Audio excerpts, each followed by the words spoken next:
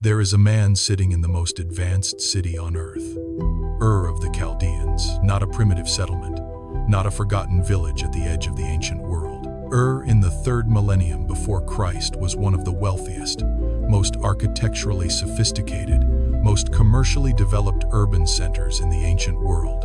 Ziggurats reaching toward the sky, trade routes running the length of Mesopotamia, tens of thousands of people living inside a civilization that had answered every question about the gods, about order, about how the cosmos worked, and answered all of it without the one true God. Abram has a life there, a family there. Joshua 24:2 tells us his father Terah served other gods. The family is embedded, integrated, comfortable inside a system that has replaced the living God with religion it manufactured for itself. There is no record that Abram was asking questions the rest of Ur was not asking. No record that he had distinguished himself from the surrounding culture by some superior theological instinct. He was inside it. And then, without warning, the God of glory spoke. Acts 7:2. The God of glory appeared to our father Abraham while he was still in Mesopotamia, before he lived in Haran. Not after Abraham earned a hearing. Not after Abraham searched until he found. The God of glory appeared, broke into a civilization that was not looking for him, and spoke to one man inside it. We do not know what Abram felt in that moment. We know what he did. He left. Hebrews 11:8 says he went out without knowing where he was going. One of the most sophisticated cities in the ancient world, and one man walked away from all of it, carrying nothing but a word. Genesis 12:1 in the BSB. Now the Lord said to Abram, "Go out from your land, your relatives, and your father's house to the land that I will show you." 2 Hebrew words are at the center of that command. And when you understand what those 2 words actually mean, not just what they say, but what God was doing when he said them, the conclusion is inescapable. In this class, we examine Lech Lecha, a phrase that appears in Genesis 12:1 and again in Genesis 22:2. At the 2 most defining moments of Abraham's entire covenant life. When you understand what Lech Lecha means, this truth becomes unavoidable. Abraham was not called out of Ur because he was the most righteous man in Mesopotamia. He was called out because God needed a carrier for the covenant promise, and the Lech Lecha command always creates the separation that makes multiplication possible. We are going to prove this from Genesis, Hebrews, Isaiah, and Joshua. And by the time we are done, you will understand not just why Abraham left Ur, but what God is calling you out of right now inside the exact same pattern. Hebrews 11:8-10. By faith Abraham obeyed when he was called to go out to a place he was about to receive as an inheritance. He went out without knowing where he was going. By faith he dwelt as a stranger in the land of promise, as in a foreign land, living in tents with Isaac and Jacob, who were heirs of the same promise. For he was looking forward to the city that has foundations, whose architect and builder is God. 3 things in those verses that cannot be skipped. First, he obeyed when he was called, not when he understood the destination, not when he had weighed every option, not when the surrounding culture validated the decision. At the moment of the call. Second, he went out without knowing where he was going. The Lech Lecha command gives no coordinates. It gives a direction and a promise, and requires the carrier to move before the map appears. Third, he lived as a stranger in the land of promise. Even after arrival, the land was not home in any legal or physical sense. He held it by faith, not by possession. The covenant carrier always lives in the tension between what God has promised and what the present world confirms. Joshua 24:2-3. Your fathers lived beyond the Euphrates River, including Terah, the father of Abraham and Nahor, and they served other gods. But I took your father Abraham from beyond the Euphrates and led him through all the land of Canaan. That word "but" is doing the same theological work it did in Genesis 6-8 with Noah. An entire family embedded inside an idolatrous system, and then, but God took Abraham. Not because Abraham found God first, because God took him. The remnant is never self-assembled. It is never the product of a superior spiritual search. It is always divinely extracted from the system it was sitting in, and the extraction always begins with a word the carrier did not earn the right to Isaiah 51:2 seals the canonical interpretation. Look to Abraham your father and to Sarah who gave birth to you in pain.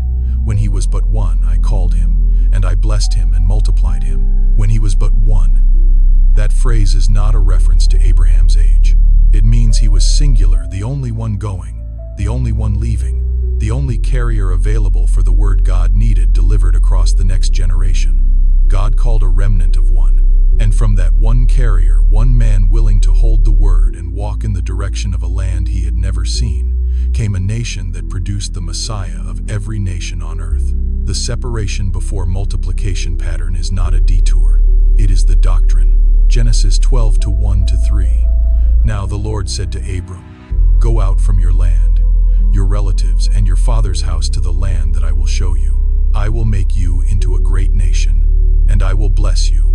I will make your name great, and you will be a blessing. I will bless those who bless you, and whoever curses you I will curse, and all peoples on earth will be blessed through you." The Hebrew phrase at the center of verse 1 is Lech Lecha, written lamed calf, he, transliterated Lech Lecha. The first word lech is the imperative form of the verb halak, simply go, but the second word, lecha, is the reflexive form of the same root for yourself, to yourself, toward yourself. Together, lecha does not simply command a departure, it commands a self-defining journey. God is not merely sending Abram away from Ur, he is sending Abram toward himself, toward the Abraham that the journey alone can produce. The name change from Abram to Abraham happens in Genesis 17, only after years of walking. Lecha is the command that makes the name change possible. This same phrase appears in only one other location in the entire Torah, Genesis 22:2, when God calls Abraham to take his son Isaac to Mount Moriah. Lech Lecha, again go, for yourself. The two uses bracket the entire Abraham narrative. The first Lech Lecha extracts him from Ur and sets him in motion. The second Lech Lecha extracts him from the very son the first journey produced and pushes him to the edge of everything he has built. Both commands require the complete surrender of what is most familiar. Both produce the covenant confirmation that follows only after the carrier has proved willing to release the thing they cannot afford to lose. The covenant carrier is never called to comfort. The carrier is always called to Lech Lecha. The theological principle running from Genesis 12 through Hebrews 11 and Isaiah 51 is what we are calling the separation before multiplication doctrine. It states this: God always extracts the remnant carrier from the comfortable system before he multiplies the covenant promise through them. The extraction is not punishment for what they did wrong. It is preparation for what they were made to carry. Abram had to leave Ur before he could become Abraham. The seed cannot produce the harvest while it remains inside the barn of the system it was formed in. Romans 4:16 confirms the reach of this doctrine. Therefore, the promise comes by faith, so that it may rest on grace and be guaranteed to all Abraham's offspring, not only to those who are of the law, but also to those who have the faith of Abraham. He is the father of us all. Every person in the covenant remnant across every generation is Abraham's heir, called out of one system, into a promise held by faith and not yet confirmed by sight. Diagnose. Joshua 24:2 is the diagnostic text. Abraham's family served other gods. They were completely embedded in the surrounding system before the call came. The first discipline is honest identification. What in your life is Ur? Not what is obviously sinful, but what is so comfortable, so familiar, so deeply integrated into your daily life that the thought of leaving it feels like losing yourself. Name it specifically, not the culture in the abstract, but the actual system, the specific relationship structure, the particular theological comfort zone, the career arrangement or social identity that God has been pressing on and you have been managing instead of leaving. You cannot walk away from what you have not had the courage to name. Sit with Joshua 24:2 today. Ask the diagnostic question: what God am I serving that I have not yet called by its name? Decide. Hebrews 11:8 says Abraham obeyed when he was called, not when he was fully ready, not when he had sufficient information, not when the destination was visible. At the moment of the call, the second discipline is the moment of will, the irreversible internal decision made before the external confirmation arrives. The remnant carrier does not defer obedience until the next step is visible. The Lech Lecha pattern shows that the map appears only to those who have already started walking. What has God been asking you to decide clearly, persistently, without ambiguity in your spirit that you have been postponing because the destination is not yet visible? Make the decision today. Do not wait for the land to appear on the horizon before you decide to go. The decision is the departure. Write it down and date it, because the day you decide is the day your Lech Lecha begins. Do. Genesis 12-4 contains the action verse most people read past too quickly. So Abram went, as the Lord had told him. 3 words in the English. He went. Not he thought about going, not he prepared a thorough plan, not he consulted widely about going. He went. The third discipline is the first physical step, the one concrete action you take this week that makes the departure real in the visible world and not merely internal. You do not have to see the whole road. Abraham could not see the whole road. You have to take the first step in the direction of the word, and then the next step, and then the next. What is the first physical step of your Lech Lecha, the thing you can do today, this week, that begins the walking? Do that one thing. The carrier is always moving. Take this with you today. Abraham walked out of one of the most sophisticated cities in the ancient world, carrying nothing but a word he had received from a god the rest of his city was not worshipping. He did not leave because had become obviously terrible.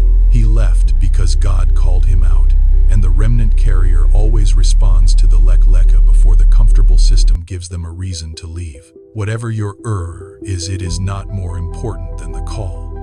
Isaiah 51-2 in the Berean Standard Bible. When he was but one, I called him, and I blessed him and multiplied him. 1. God called one man, and the entire covenant line of every nation on earth came out of that one man's willingness to go. If this helped, subscribe. More of this series is coming. And before you go, tell me in the comments, who in your life needs to hear what we covered today? And what is the one sentence you would use to tell them why they need to watch this? Not a summary. One sentence. Share it below.